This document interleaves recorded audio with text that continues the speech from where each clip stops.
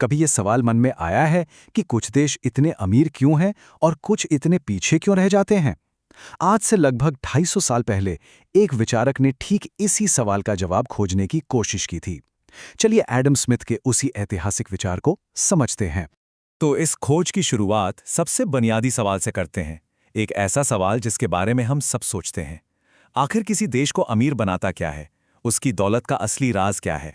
अब देखिए, स्मिथ से पहले ये माना जाता था कि एक देश उतना ही अमीर है जितना उसके खजाने में सोना और चांदी भरा हो।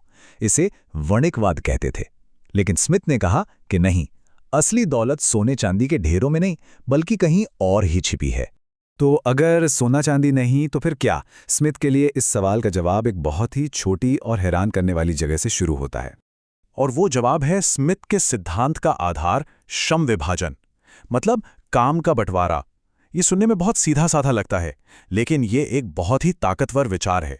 स्मिथ के हिसाब से यही वो इंजन है जो किसी भी देश की अर्थव्यवस्था को रफ्तार देता है। स्मिथ ने इस विचार के महत्व को अपने शब्दों में कुछ ऐसे समझाया था, और इसे और बेहतर तरीके से समझाने के लिए उन्होंने एक बहुत ही मशहूर उदाहरण दिया। सोचकर देखिए, एक पिन बनाने का कारखाना है।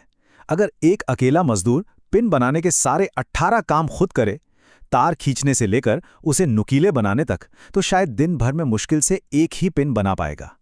लेकिन जब 10 लोग मिलकर उसी काम को छोटे छोटे हिस्सों में बांट लेते हैं तो नतीजा एकदम चौंकाने वाला होता है।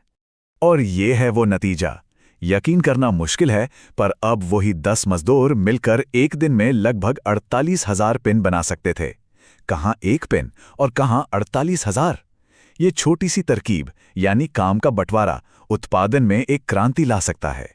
ठीक है, तो सामान तो अब बहुत तेजी से बनने लगा, लेकिन ये विशेषज्ञता तभी काम की है जब लोग अपनी बनाई हुई चीजों को दूसरों की चीजों से बदल सकें, और यहीं से बाजार का तर्क शुरू होता है।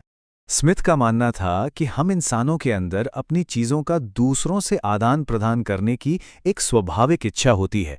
भाई, कसाई रोटी नहीं बनाता और रोटी वाला मांस नहीं काटता। हम सब अपनी ज़रूरतें पूरी करने के लिए एक दूसरे पर ही तो निर्भर हैं।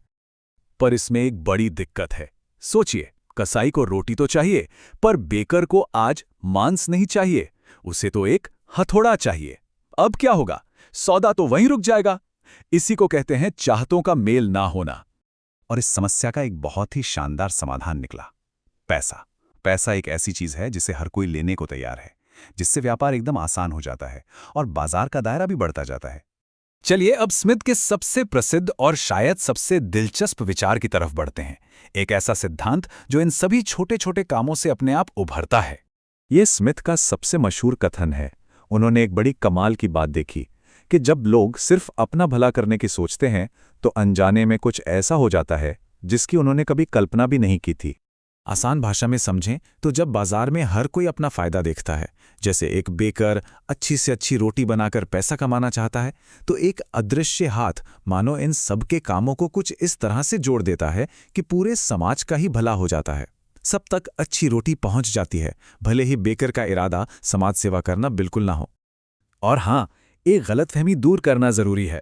स्मिथ के लिए स्वार्थ का मतलब लालच नहीं था, बल्कि अपनी रोजी रोटी कमाना था।